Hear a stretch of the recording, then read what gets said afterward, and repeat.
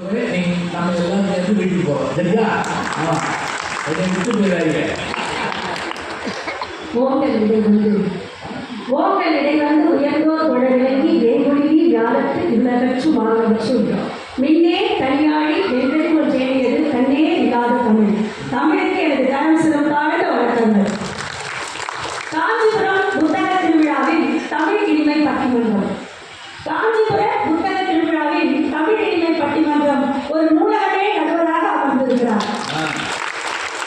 போட்டத்திற்கும் மரியாதைக்கும் உரிய நடுவர் அவர்களுக்கும் இரு அணியிலும் வாதிடம் வந்திருக்கக்கூடிய பேச்சாளர் பெருமக்களுக்கும் பெருந்திரளாக இந்த தமிழ் இனிமை பட்டிமன்றத்தை ரசித்துக் கொண்டிருக்கக்கூடிய ஒரு பேச்சாளருக்கு தேவை பொங்கட்டோ வெளிக்கட்டோ வைரக்கட்டோ அல்ல, உங்களது தலைமை பிரசம் பிரகோஷம் தான் என்பதை உணர்ந்து மிக அருமையாக செய்து கொண்டிருக்கக்கூடிய காஞ்சிபுரம் வாழ் சுவையின பெருமக்களுக்கு எனது அன்பான வணக்கத்தை தெரிவித்துக் கொள்கிறேன்.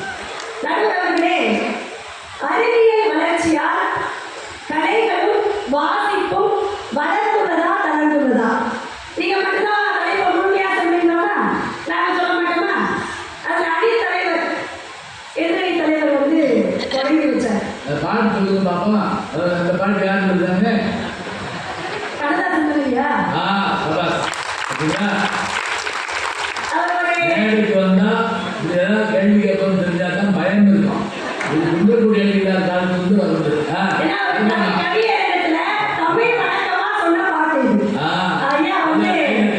கண்ணாசனுடைய பாட்டு, கவியரச பாடின பாட்டு.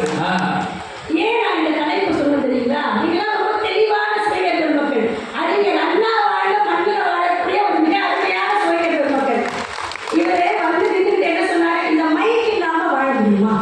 இந்த கேமரா இல்லாம வாழ முடியுமா? ஏன் நீங்க கார் இல்லாம வர முடியுமா? எங்க அடியில செல்போன் இல்லாம இருக்க முடியுமா? நான் என்ன கேட்கிறேன், அறிவியல் வளர்ச்சியினால வாழ முடியுமா வாழ முடியாதான்னு துறை கிடையாது. அறிவியல் வளர்ச்சி வாசிப்பை மேம்படுத்தி இருக்கிறதா என்பதுதான் தலைப்பு. அதை இல்லைன்னு நாங்கள் சொல்றோம். என்ன வந்து சொன்னாரு? ஆப்ரஹாம் லிங்கன் இறந்து போயிட்டாருங்க. அது தெரியறதுக்கு 4 நாள் ஆச்சு. அறிவியல் இருந்திருந்தா உடனே தெரிஞ்சிருக்குமே. நாங்க என்ன சொல்றோம்னா, அறிவியல் இல்லாத காலத்துல யாரு இறந்தவர் 4 நாள் கழிச்சு தெரிஞ்சாரு. இப்போ உயிரோடு இருக்கிறவங்க எல்லாம் அவங்க இடையே செத்து போயிட்டாங்கன்னு சொல்லுதுங்க. அவரே வந்து நான் சாகல பேட்டி ஒரு அறிவிப்பாளர், இலங்கை அறிவிப்பாளர் தான் உயிரோடு இருக்கேன், நான் உயிரோடு இருக்கேன்னு அவர் கதவு விட்டாரு. ஓட்டு விட்டாச்சு நம்ம இவருக்கு. அவர் வந்து பேட்டி கொடுத்தாங்க. உயிரோடு தான் இருக்கிறேன் என்பதை வருத்தத்தோடு தெரிவித்துக் கொள்கிறேன். இதுதான் அவங்க இடையே பண்ணிட்டு இருக்கிறேன். இவங்க இருவருமே சொன்ன செய்தி என்ன? கைபேசியில நூலகமே இருக்கு, கைபேசி முழுக்க நூல்கள் இருக்கு, அதையெல்லாம் படிக்கலாமே. ஒருத்தர் இவங்க சொன்னாங்க, நூலைப்படி, சங்கத்தமிழ் நூலைப்படி, காலைப்படி, கருங்கப்படி, மத்தியானப்படி, இரவுப்படி, அப்படி அப்படியே படி. நாங்களும் சொல்றோம் படிக்கிறாங்க. அதே பாரதிதாசன் சொன்ன மாதிரி பாரதி சொல்லுவாங்க, எப்படி தெரியுமா நூல்களை வாசிக்கிறோம்? தெளிவுறவே அறிந்திருதல், தெளிவு தர ஒழுகிடுதல், சிந்திப்பார்க்கே கனிவளர உள்ளத்தில் ஆனந்த கனவுபட காட்டல். இதெல்லாம் புத்தகத்தை கையில வச்சு வாசிச்சாதான் வருமே தவிர நீங்க சொல்ற செல்போன்ல பாக்குறதுனால வரவே வராதுங்க. அதனால நாங்க பேசிட்டு இருக்கோம். கூகுளில் போட்டுதான் ரைட்டிங் யார் சொன்னா சொல்லுவாப்போ எப்படி தப்பு இருக்குது தெரியுமா? ஏன்னா தப்பானவை அதை எழுதி விட்டாருன்னா அது தப்பாக தான் சொல்லும். அதுவே அவங்க வந்து திருமலையாளர் படத்தெல்லாம் வந்து இங்கே ரீல் ஓட்டிட்டு போனாங்க. அப்போ வந்து பழம் கொடுத்தாங்கன்னா, அப்போ மிக்சி இருந்ததுன்னா பார்வதி தேவி மிக்சியில் இருக்கு. பார்வதி தேவி அரைப்பாங்க, அவங்க நடிகை சொன்ன மாதிரி சிவபெருமான் அரைப்பாங்க, தண்ணி பட்டிமன்றம் அரைச்சு கொடுத்துருப்பாங்க. ஏமா அறுக்கவே கூடாது விதி சொல்லியிருக்காரு. வச்சு அரைச்சிருக்கீங்களா நீங்க? நல்லா படிக்கணும். பழக்கக்கூடாது சொல்லிட்டார்ல, புரியலாம புரியலாமா? அடுத்தது வந்து என்ன சொன்னாங்க? பிரெயின் முறை. உண்மையிலேயே அறிவியல் வளர்ச்சி மொத்தமா நாங்க தவறுன்னு சொல்லலைங்க. நிறைய நல்லது செய்தா நான் வாசிப்புல சொன்னீங்களே நீங்க. பார்வையற்றவர்களுக்கு அறிவியல் என்பது வாசிப்புக்கான ஒரு வழியை திறந்து விட்டிருக்கிறது. நாங்க வணங்குறோம். ஆனா இந்த செல்போன் மூலம் இந்த இளைய சமுதாயம் படிக்கிறதுனால இன்றைக்கு கண் பார்வை இழந்து நிற்கக்கூடிய இளைஞர்கள் எவ்வளவு பேர் இருக்கிறாங்க.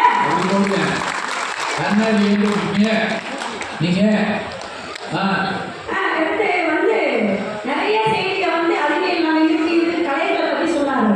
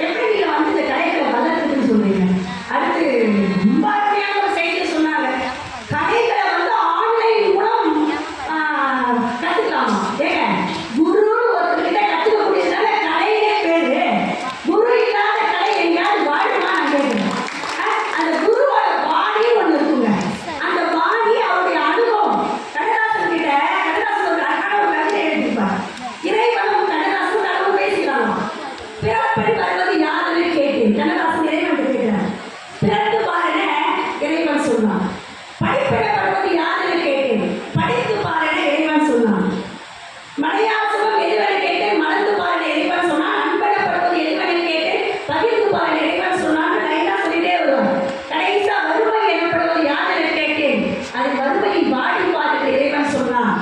இறப்பு என்பது யாரை கேட்டேன், இறப்பு பாருங்க இறைவன் சொன்னான்.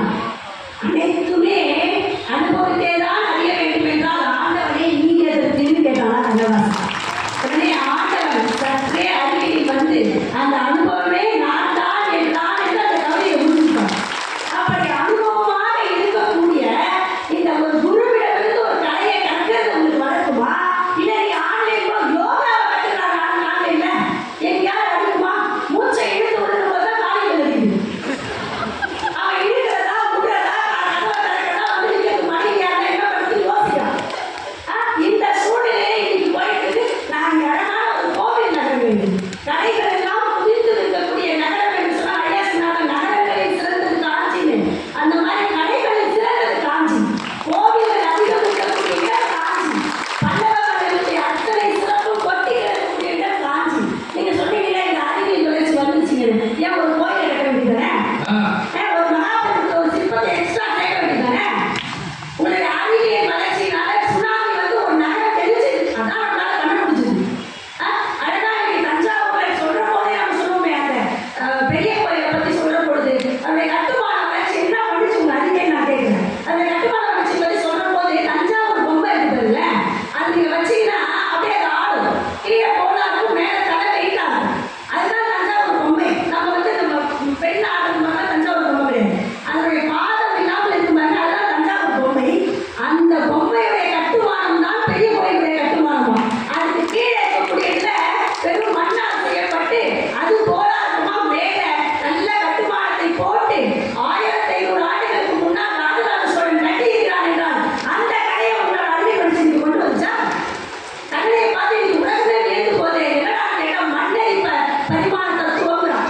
அது என்ன மண்ணெறி பரிமாண தத்துவம்? நம்ம போய் கடற்கரையில் நிற்கிற போது அந்த தண்ணி நம்ம தண்ணி அடிக்கணும்னா காற்று தண்ணி எடுத்து அடியில் அப்படியே சமைக்கிற மண் போகும் பாருங்க. ஒரு நாள் இது பார்த்துக்கலாம் மண்ணன் அந்த வருஷம் காவிரியில் வெள்ளம் வந்து எல்லா விவசாயமே எடுத்து போறாங்களே, எப்படி நான் இந்த மக்களை காப்பாற்றுவது என்று கவலையோடு மண்ணன் இருக்கிறான். அவனது பாதத்திலிருந்து மண் அப்படியே போகுது. அதை பார்த்து கிட்டத்தட்ட 20 ஆண்டுகள் கல்லணையை அந்த மண்ணன் கட்டினான் என்று சொன்னான். இந்த அறிவியலை உங்களால் கொண்டு வர முடியுமா? இன்னைக்கு எத்தனையோ விஷயங்கள் நீங்க சொல்றீங்க. இன்னைக்கு அறிவியல் என்ன தெரியுமா பண்ணுது? ரொம்ப வருத்தப்படுறாங்க பேராசிரியர்கள் ஐயா. மற்ற பசங்க எதையுமே நம்புறாங்க, எதையுமே இணையம் சொல்றதை நம்புறாங்க. அவங்க எது நல்லது எது கெட்டதுன்னு தெரியறதுக்கு முன்னாடியே போன கையில கொடுத்துறமே, அவங்க எப்படி நல்லது கெட்டது தெரிஞ்சுப்பாங்க? அதுதான் எனக்கு பயத்தை ஏற்படுது. ஒரு காலத்துல விளையாட்டு எப்படி இருக்குது, அழகா 2 பேர் சேர்ந்த ஓடி விளையாடு பாப்பா, நீ ஓய்ந்து இருக்க ஆகாது பாப்பா, கூடி விளையாடு பாப்பா. இது எதிராக நீ அண்டர்லைன் பண்ணிக்கணும். கூடி விளையாடு பாப்பா, ஒரு குழந்தையை விளையாடு பாப்பான்னு சொல்றாங்க. இது ஒருத்தர் மட்டுமே சொல்லுவாங்க விளையாடுறேன், 2 பேர் விளையாடுறது பாப்பா. விளையாடு எங்க போச்சு? ஒருத்தர் தான் விளையாட்டு நம்ம நம்புறான். குடும்பத்தோடையோ நட்புகளோட சேர்த்து விளையாடுறது இல்லாம போச்சு.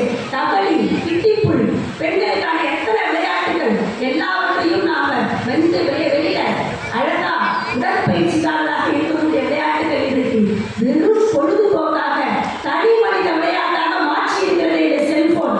இதுதான் வாசிப்பையும் கலைகளையும் வளர்க்கிறதா என்ற கேள்வியை நான் இதழில் முன் வைத்து இதுதான்